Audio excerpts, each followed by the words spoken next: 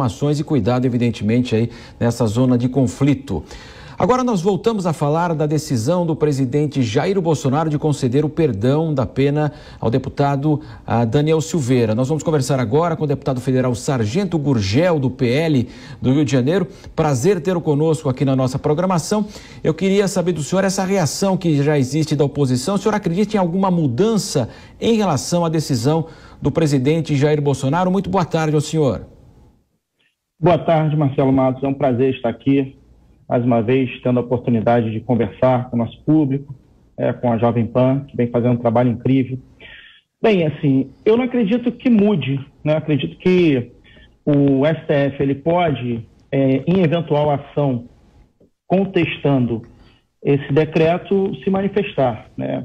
Pode, de repente, fazer um ou outro ajuste, mas não é prática da casa interferir nesse processo de graça, de indulto, né? Nós temos aqui na palavra do próprio Alexandre de Moraes, né, que não há afronta ao STF. Na verdade, é um ato de clemência privativa do presidente da República, né? Então, assim, eu anotei aqui os principais jus perniandes, né, que a gente chama quando o mundo jurídico começa a tentar inventar questões para defender a sua ideologia, vamos colocar dessa forma, né? E afronta ao STF, não existe afronta. O próprio tribunal ainda não se manifestou. Na verdade, o presidente agiu diretamente de acordo com a Constituição, né? O senador Randolph esculhambar a Constituição, não esculhambou, ele usou um instrumento já utilizado anteriormente para vários casos, inclusive casos com penas de cerca de 30 anos, 27 anos de prisão, de corrupção, de lava-jato, etc., e o STF se manifestou favorável ao decreto de indulto, ao perdão, né? Um outro jus perniante que falam também é o princípio da impessoalidade que está sendo quebrado. Olha, o próprio perdão, o próprio indulto, a própria graça, já leva em consideração as características pessoais de quem está sendo beneficiado. Então não há que se falar em impessoalidade ali. É o contrário, ele é realmente pessoal, leva em consideração as características do fato, as características políticas do momento. Vamos deixar, por exemplo, a sociedade decidir. Vamos fazer um referendo aí, então. Vamos deixar o povo escolher. É claro que o povo, agora em 22, vai dizer se concorda ou não, porque o presidente ele é julgado pelo povo. Seus atos serão julgados pelo povo. Mas vamos fazer um referendo, então, sobre tudo, né? Vamos mudar diversos pontos que a gente precisa mudar da nossa normativa constitucional, mas vamos delegar isso ao povo, essas decisões mais importantes de sobrevivência da nossa democracia, ao povo, né? Então, quer dizer, um processo desse, com uma velocidade imensa, né? Um processo desse, onde o juiz foi a própria vítima, né? Então, se for questionar a impessoalidade, nós devemos questionar também por aí. Se não houve quebra de impessoalidade, né? Se não houve o interesse da pessoa lesada, né? No próprio julgamento, etc., né? Então, a gente está trazendo para o Brasil mais insegurança jurídica do que já há, né? Nós estamos vivendo um momento realmente muito complicado, onde os poderes vêm sendo se chocando, né? E há uma clara tentativa de subjugar o outro, né? Então é muito complicado isso, a gente precisa cumprir a lei. Eu sou defensor ferrenho do Estado democrático de direito, onde todos devemos cumprir a lei, mas todos. Não pode um cumprir e outro não cumprir, não pode o outro descumprir e isso gerar para uma ou terceiro o direito também de descumprir. Senão, acaba o nosso Estado de direito. Sobretudo, antes da democracia, nós viemos sobre Estados de direito, ou seja, onde as leis prevalecem, estão acima de todos, né? Nós vamos trazer agora a pergunta do Roberto Mota. O deputado Gurgel está conosco. Mota, sua pergunta. Boa tarde, deputado.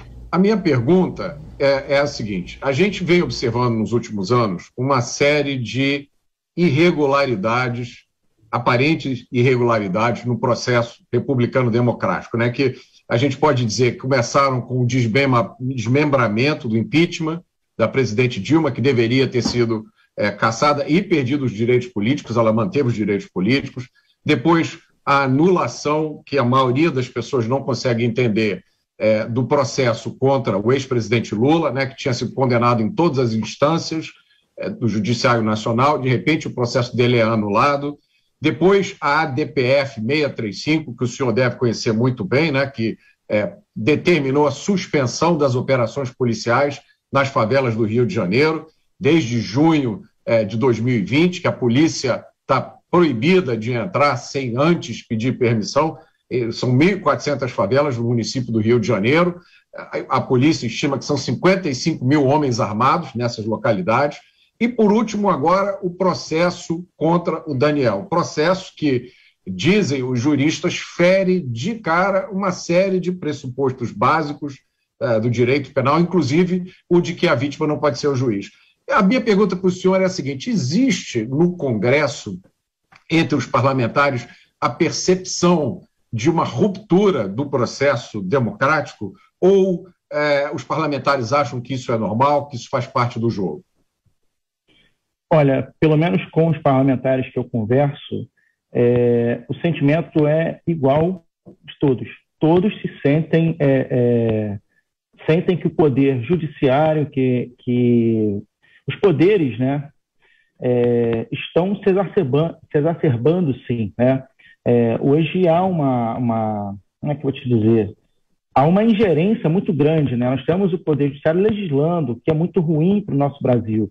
A separação dos poderes, o tripartite dos poderes, a independência dos poderes, é isso que sustenta uma democracia. Qualquer coisa fora disso, nós já estamos numa ditadura.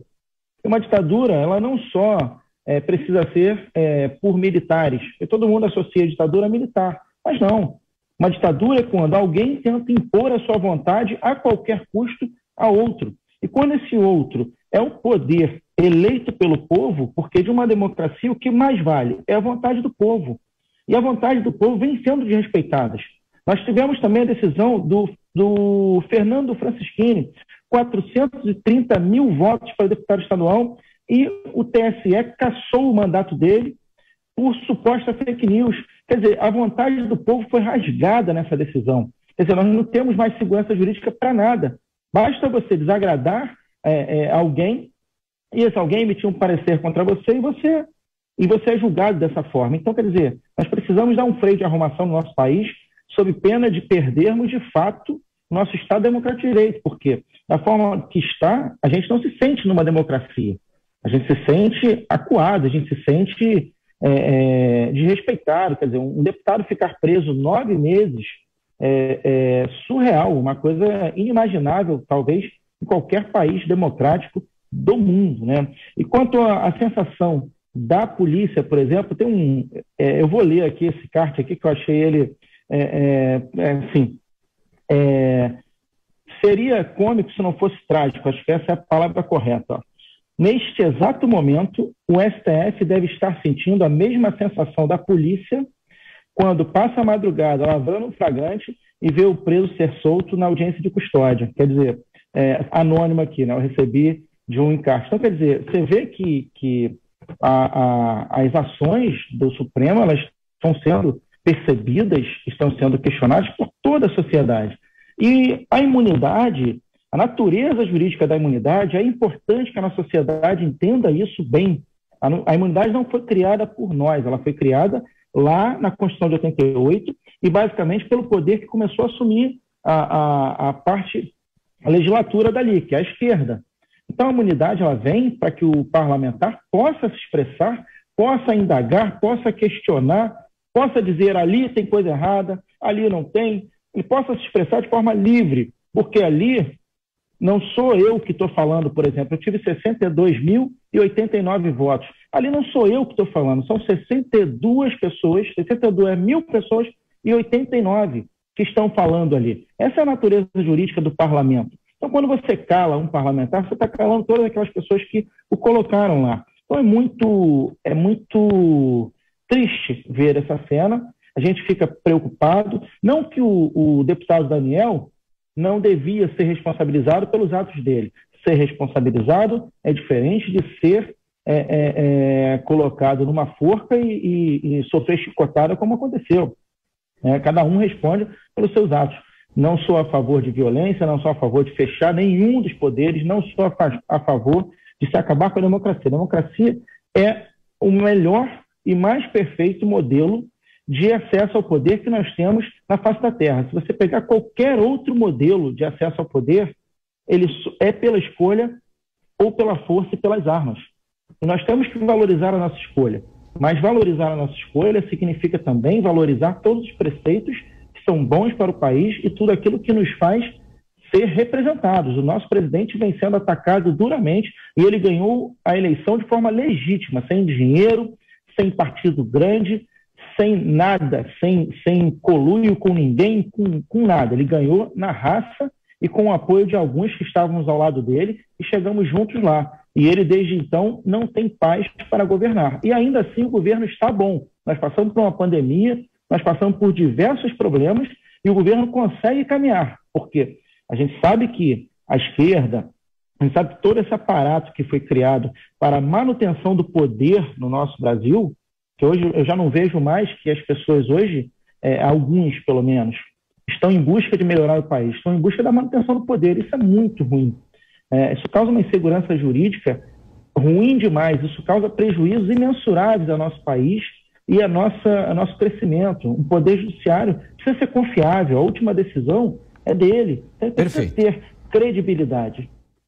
Nós estamos conversando com o Sargento Gurgel, PL do Rio de Janeiro, deputado. Ele vai ficar conosco, mas agora nós vamos a um rápido intervalo e já voltamos.